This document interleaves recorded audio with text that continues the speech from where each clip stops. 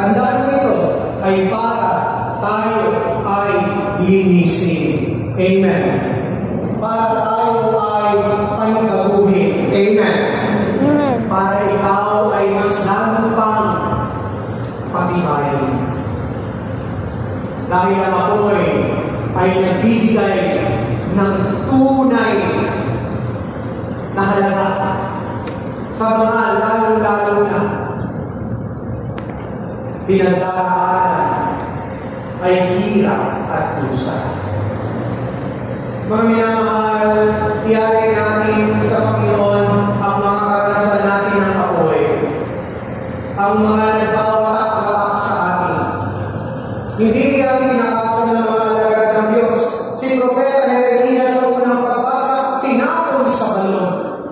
Subalit mga minamahal, hintayin natin at magkaroon tayo ng tiwala sa Panginoon upang ang ulong ay agaran at huwag natin isarang ating buhay na lulusan. Pakiramdam natin ang pagdaraanan. Pero kapag ikaw ay nagkaroon ng sakit, bumalik ka sa karanasan mo ng pagbago. Mag-aalap pa rin sa iyo ang mabuti at totoo. Dahil lalakas at lalakas din ang katotohanan. Mahirap lang yan dahil maraming mga taong mahawa pa rin sa kasinungalingan.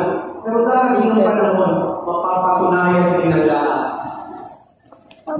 Mabubukin ang mga umiliban ng ating mga project. Amen. Kita-kita, nakakasalayan pa rin ng project natin.